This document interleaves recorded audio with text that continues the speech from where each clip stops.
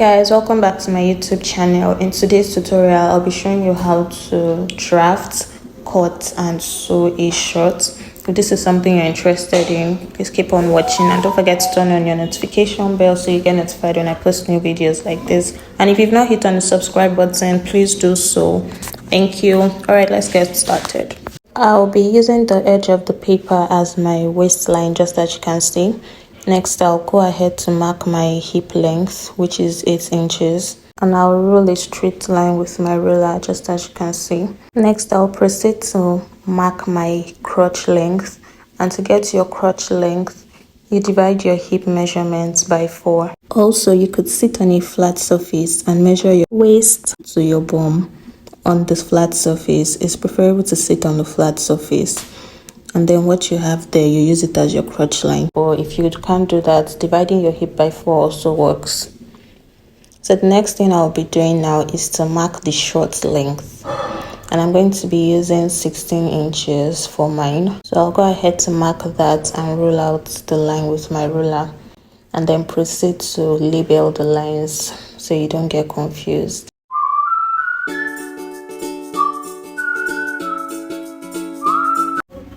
Now I'll mark my round hip measurement divided by 4 on the hip line and draw a straight line from that point to the waistline.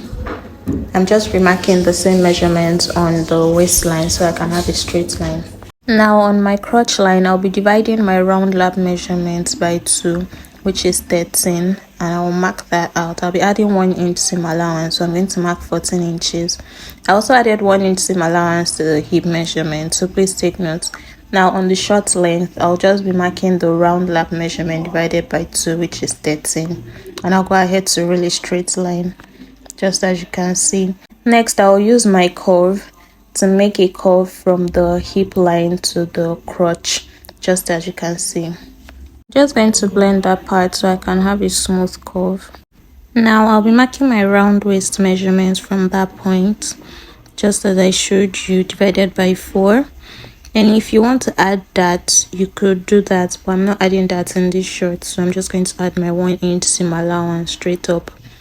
And afterwards, I'll connect it to the hip line. I'll be marking 1 inch below the waistline, and I'll go ahead to use my ruler to draw a slant line. And that is all for the front part of this shirt. I'll go ahead to cut it out.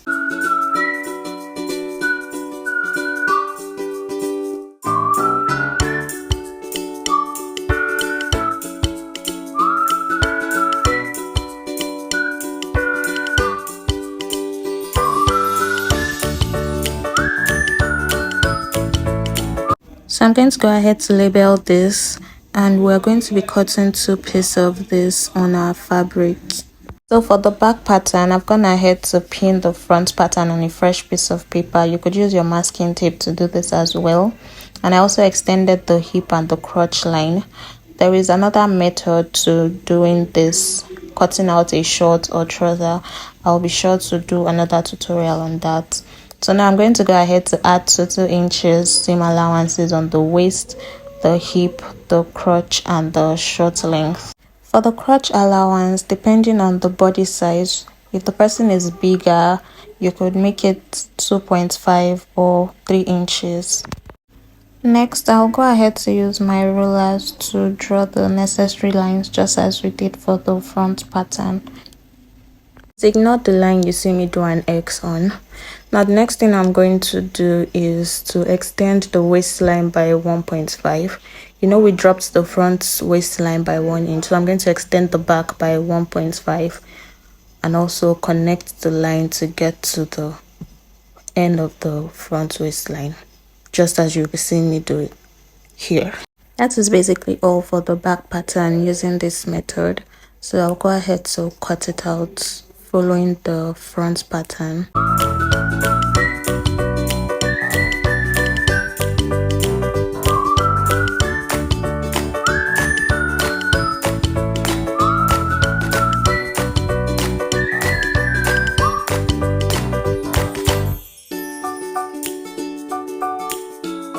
Now that I'm done cutting, I'll go ahead to remove the pins. and I'll label it just like I did the front. We're also going to be cutting 2 pieces for the back pattern as well. And I've gone ahead to cut the fabric for each pattern, just as you can see. I have 2 pieces each. I'm going to go ahead to cut out the pocket because this shirt is going to be having a pocket. And we're going to do that to the front pattern. You can see I have the right sides of my front pattern facing each other. Where you see the blue chalk, that's the wrong side of the fabric. So I'm going to go ahead to mark 2.5 inch from the side fronts on the waistline, and the length of the pocket is going to be 6.5 inches. Afterwards, I'll proceed to use my ruler to roll out the marked points. You could use your straight ruler, you could just make a straight line there, but I'll be using this curve to give it a slight, just very slight curve. I don't want it straight, just something different. Alright, and I'll go ahead to trim off that part. After that, I cut out this piece of fabric that you see here. I'm going to use for the pocket bag. The width is 14 inches and the length is 11 inches. So I'm just going to place the front piece on this piece of fabric that I cut out for the pocket, and I'm going to trim out the side just like I did for the front pattern. Just watch how I'm placing it, and I'll go ahead to trim it off.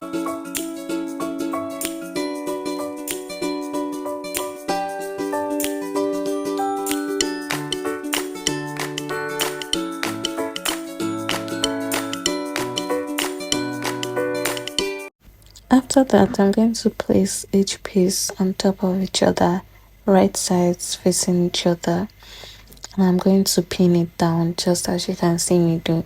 And I'll head over to my machine and stitch down with 1/2 inch.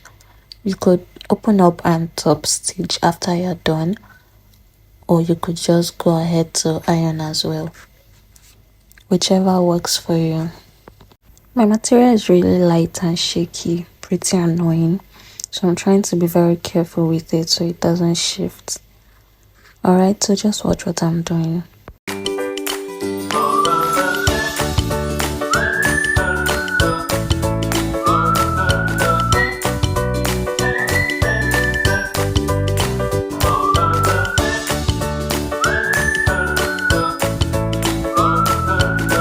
So as you can see, I'm done stitching and I'm gonna head to iron as well. Now the next thing we're going to do is to close up the pocket. So I flipped my fabric to the wrong side just as you can see, and I'll pick the pocket piece and close it up just like that, and head over to my machine to stitch that point I just showed you with 1/2 inch. That way when you turn it over, you have a neat finish. Okay, so here is what it looks like after I was done stitching. You can see all the sewing allowances are inside, giving it a neat finish. So before I head over to iron, the next thing we'll be doing now is to reshape the short at the waistline. If you remember, we trimmed off 2.5 inch width from the waistline, and what we have here is more than 2.5 inch. So I'm going to go ahead to mark 2.5 inch and use my ruler to connect it to the hip side, just to the edge of that pocket there that I just pointed, and I'll trim it off, reshaping it back so we have our initial measurements. I hope you understand what I just said. Now I'll go ahead to repeat the same process for the second piece.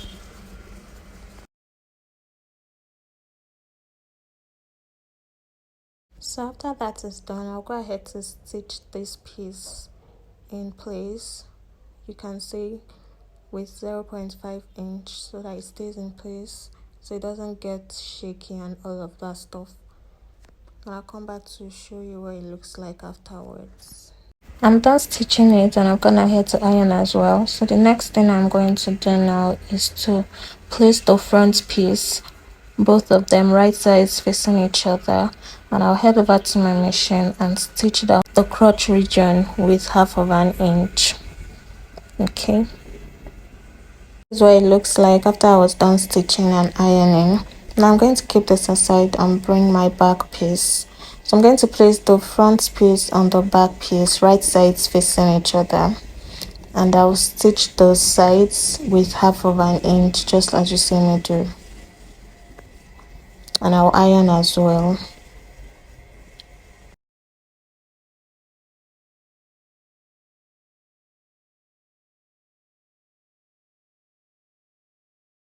So after I've stitched both sides, as you can see, the next thing I'll be doing is to shape it, and I'll be shaping it from the front crotch. Is sewing allowance. Just watch what I'm doing, you will understand. Okay, so from that point I'm going to mark out my waist measurement divided by 2. Then next I'm going to mark my hip length, so I can also mark out my hip measurement divided by 2 as well.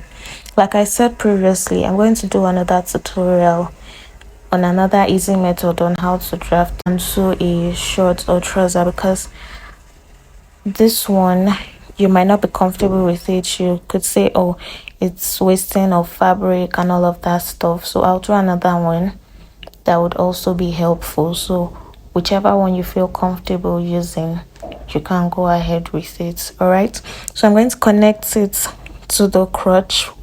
On that crotch part, you can see that I'm marking 1/2 inch here, so I'm going to connect it to the hip measurement that I divided by 2 there, just the way I'm doing it. Okay, that's what you're going to do as well.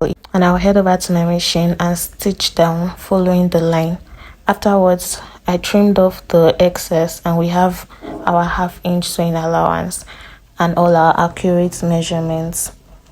All right, now the next thing I'm going to do is to close up the flap, just as you see me doing. Make sure that the lines are aligning, they are meeting on top of each other, and go ahead to stitch it down with 1/2 inch as well. All right, so I'll iron it and come back to show you guys what the after result is. So this is what we have here after I was done, and I also went ahead to open a part on the side enough to fix my zip, and also cut out a piece of fabric that I'll be using for my band. It is 1.5 inch long on fold, and for the width I measured what I had around the waistline, my shorts. All right, so now I'm going to go ahead to attach my band and my zip and come back to show you what it looks like. So this is the after result. I fixed the band and I've ironed as well. I've also fixed the zip, and I went ahead to fold the hem of the shorts.